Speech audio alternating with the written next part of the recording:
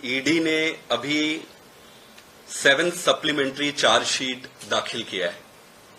2 साल के इन्वेस्टिगेशंस के बाद, हजारों जगह पर छापा मारने के बाद, लगातार इस केस पर पूरे देश का अटेंशन रखने के बाद देश को क्या मिला? एक और चार्जशीट। उस चार्जशीट में इन्होंने 2 नई चीजें किया है। एक तो अरविंद केजरीवाल जी को उसमें अक्यूज्ड बनाया है और दूसरा आम आदमी पार्टी को अक्यूज्ड बनाया है। मेरे ख्याल से 20 जून को पीएमएलए स्पेशल कोर्ट ने इन सारे मुद्दों को जो ये चार्जशीट पे ये हाईलाइट किए, उस पर स्पेशल कोर्ट ने अपना ऑर्डर बड़े स्पष्ट तरीके से दिया हुआ है। 20 जून को जो ऑर्डर आया वो 2 साल के ईडी के सारे इन्वेस्टिगेशंस और सारे सबूतों को ध्यान में रखकर वो ऑर्डर पास किया गया। उस ऑर्डर में आप देखेंगे कि अभी जो ये बातें उठा रहे हैं वो सारी चीजें स्पष्ट रूप से लिखी गई है। ये कह रहे कि आम आदमी पार्टी अक्यूज है। ये फिर वही घिसी पिटी 100 करोड़ पैसा लिया, 40 करोड़ लिया, ये सारी चीजें घिसी पिटी चीजें ये फिर पूरे सीन में, पूरी पिक्चर पे ये ला रहे हैं। मैं एक एक करके आपको अगर ये बताऊं तो जो प्रोसीड्स ऑफ क्राइम है, पीएमएलए में ये कहा जाता है कि जब तक प्रोसीड्स ऑफ क्राइम, जो पैसा कहां से आया, कहां खर्च हुआ, वो अगर स्टैब्लिश नहीं होता है तो केस बनता नहीं है। तो आप अगर देखेंगे कि इस पर कोई एविडेंस नहीं है और कोर्ट ने अपने ऑर्डर में बड़े स्पष्ट तरीके से लिखा गया है। अगर कोर्ट का ऑर्डर मेरे पास है, आप सब भी इस ऑर्डर को पढ़ सकते हैं। आप अगर पैरा 24 अगर इसमें आप पढ़ेंगे तो पैरा 24 में बड़ा क्लियरली लिखा हुआ है। इस पे लिखा हुआ है कि ED has failed to clarify as to how is required for tracing out the complete money trail, which means ED ये फेल हो गई कि पूरे पैसे कहां से आई और कहां गई ये एस्टैब्लिश करने में ईडी पूरी तरीके से फेल हो गई। ये पैरा 24 में पूरी क्लियरली लिखा हुआ है। इसमें यह भी लिखा गया है कि ईडी ये चाहती है कि चूंकि ईडी खोज नहीं पा रही है पैसा कहां है, इसलिए ईडी ये चाहती है कि जब तक वो पैसे का ट्रेसिंग नहीं कर लेते हैं तब तक वो जेल में रखना चाहते हैं। ये बड़ी विचित्र स्थिति है और ये कोर्ट के ऑर्डर में बड़े स्पष्ट तरीके से लिखा गया है कि प्रोसीड्स ऑफ क्राइम कुछ मिला नहीं है, कुछ 1 रुपए भी इसमें इनको बरामद नहीं हुई है। दूसरा, पैसा कहां यूज हुआ, इसमें ये बार बार ये कहते हैं कि भाई पैसा गोवा में यूज हुआ, पैसा गोवा में यूज हुआ। अगर आप पैरा 26 इसमें पढ़ेंगे तो इसमें बड़े स्पष्ट तरीके से ऑर्डर पे लिखा हुआ है कि this is also noticeable that ED is silent about the fact as to how the proceeds of crime have been utilised in assembly elections at Goa by AAP. ये भी ये लिखा हुआ है बड़े क्लियरली कि भाई ईडी फेल हो गई ये बताने में कि कैसे ये असेंबली इलेक्शन में पैसा और कहां खर्च किया है।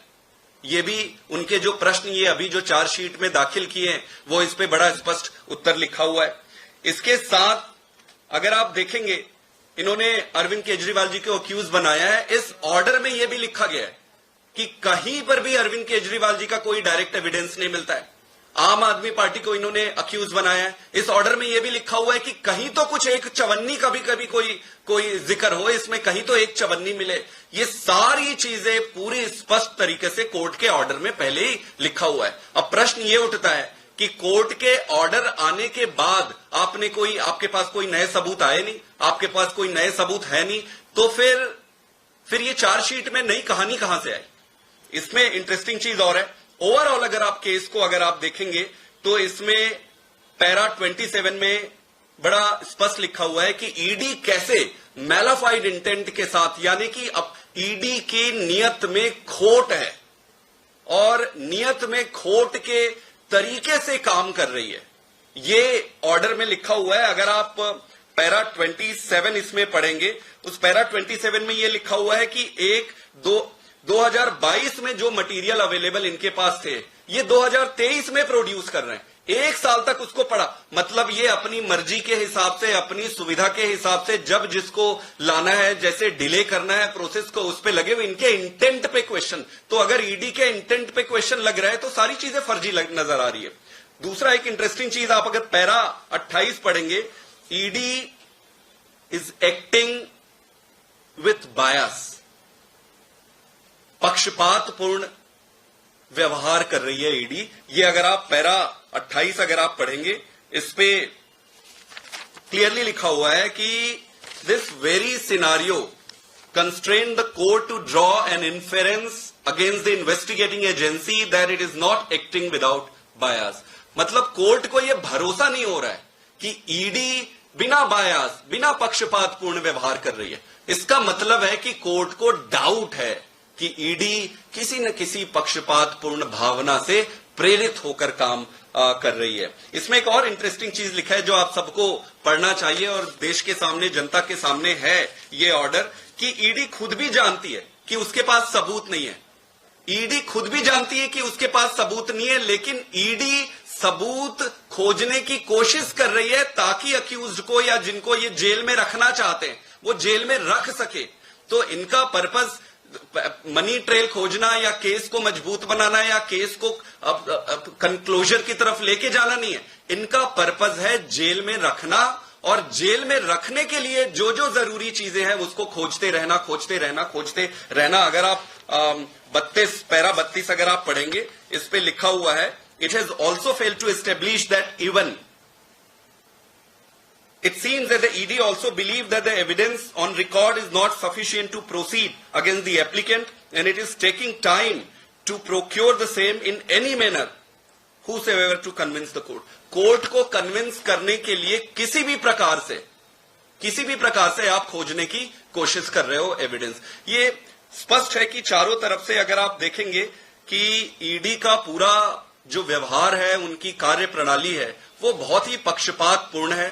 और इस पे कोई नई बात नहीं है कि कैसे भारतीय जनता पार्टी ये रच रही है इस पूरी लीला को, इस पूरी कहानी को। और इस ऑर्डर में एक बहुत ही शॉकिंग रेवलेशन ये आया है जिसपे ईडी ये सबमिट करती है कि भाई इन्वेस्टिगेशन एक कला है और इस कई बारी कलाकारी को करने के लिए ये सारे ट्रिक्स और टर्न्स अपनाए जाते हैं। तो उसमें कोर्ट ने ये ऑर्डर किया है कि भाई ऐसी कलाकारी मत करो कि किसी को फंसाने के लिए आप कुछ भी कुछ बनाओ।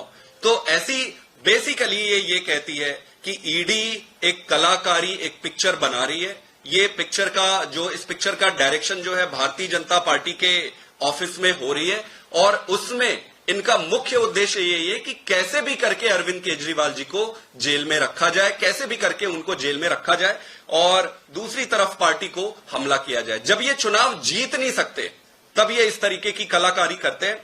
राजकुमार आनंद के हमारे दिल्ली में वो मंत्री थे, इन पर 23 घंटे की इन पर ईडी की रेड हुई। जब ये रेड हुई 23 घंटे भारतीय जनता पार्टी चारों तरफ से आके चिल्ला रही थी कि अरे इनके ऊपर रेड हुई, इन्होंने हवाला का ट्रांजैक्शन किया, इन्होंने ये किया, इन्होंने वो किया, इन्होंने ऐसा किया। आज चुनाव के दौरान उनको बीएसपी में ज्वाइन कराया, बीएसपी में चुनाव लड़ाया और बीएसपी में चुनाव वोट काटने के लिए और वोट काटने के उद्देश्य से बीएसपी में ज्वाइन करा के आज वापस इनको भाजपा में ले आए। आप दूसरी तरफ करतार सिंह का आप ले सकते हैं। करतार सिंह के ऊपर 2016 में आईटी की रेड पड़ी थी और लगभग बताते हैं कि 130 करोड़ अनअकाउंटेड मनी भारतीय जनता पार्टी क्लेम कर रही थी कि उनको मिली। भारतीय जनता पार्टी आके चढ़ गई थी कि भाई इनके ऊपर इतना ये रेड हुआ है, इनके ऊपर लैंड स्कैम हुआ है, ये फार्म स्कैम हुआ है, फलाना ढमका सारा कुछ हुआ। आज उनको अपनी पार्टी में ले लिया। कहने का मतलब यह है कि इनकी जो करनी है कि रेड डालो, डराओ, धमकाओ और फिर अपनी पार्टी में ले लो, ये वॉशिंग मशीन रुकने का नाम भी नहीं ले रहा है। अभी जो चुनाव हुए उसमें इनको स्पष्ट जनता ने संकेत दे दिया है कि अब अपने वॉशिंग मशीन से पावर ऑफ करो, स्विच ऑफ करो, ये वॉशिंग मशीन का धंधा बंद करो। ये देश एक्सेप्ट नहीं कर रही है। ये 400 अपने 400 की उम्मीद से 240 आ गए। इनको ये बात अभी तक समझ नहीं आ रही। मेरा इनसे हाथ जोड़ के निवेदन है कि देश को बर्बाद मत करो, ईडी जैसे इन्वेस्टिगेटिंग एजेंसीज को बर्बाद मत करो, ईमानदारी से काम करो, अपने धर्म का पालन करो और अच्छी राजनीति करो। Thank you.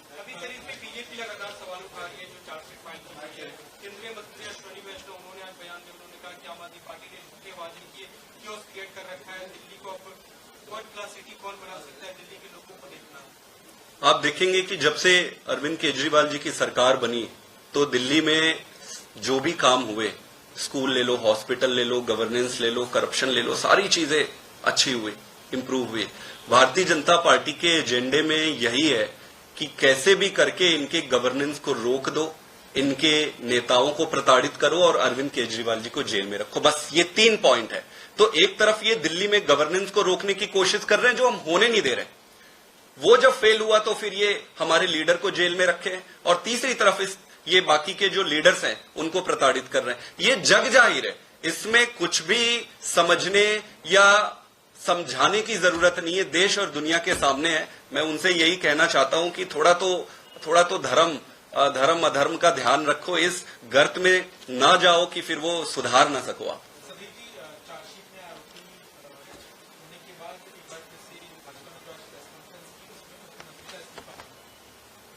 मुख्यमंत्री का इस्तीफा बिल्कुल इसलिए नहीं बनता है, इसमें इस्तीफा प्रधानमंत्री का बनता है। प्रधानमंत्री जी से हम इस्तीफा इसलिए मांग रहे हैं कि आप कॉन्स्टिट्यूशनली जनता के द्वारा चुने हुए सरकार को आप इस तरीके से गिराने, तोड़ने और जनता को सफोकेट कर रहे हो, दिल्ली की जनता को। प्रधानमंत्री जी को तुरंत इस्तीफा और त्यागपत्र दे देना चाहिए। उनका कोई नैतिक अधिकार नहीं बनता है इस देश को शासन चलाने का।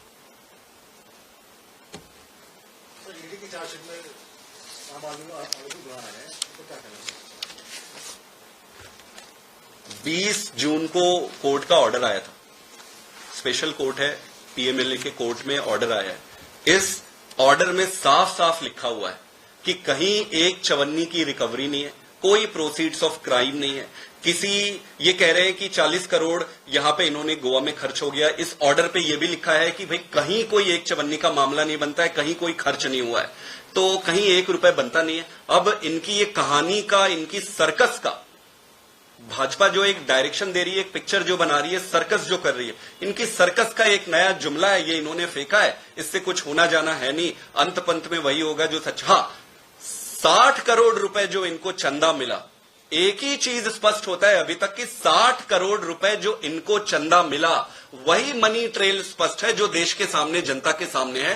तो इस हिसाब से अगर चाहे तो भारतीय जनता पार्टी पहली पार्टी होनी चाहिए जिसको अक्यूज बनाना चाहिए। उनका तो मनी ट्रेल सबके सामने है, बड़े स्पष्ट तरीके से मिला है उनको, शरद रेड्डी जी से मिला है उनको 60 करोड़ रुपए। तो Bharatiya Janata Party should be the first party to be made accused on this matter.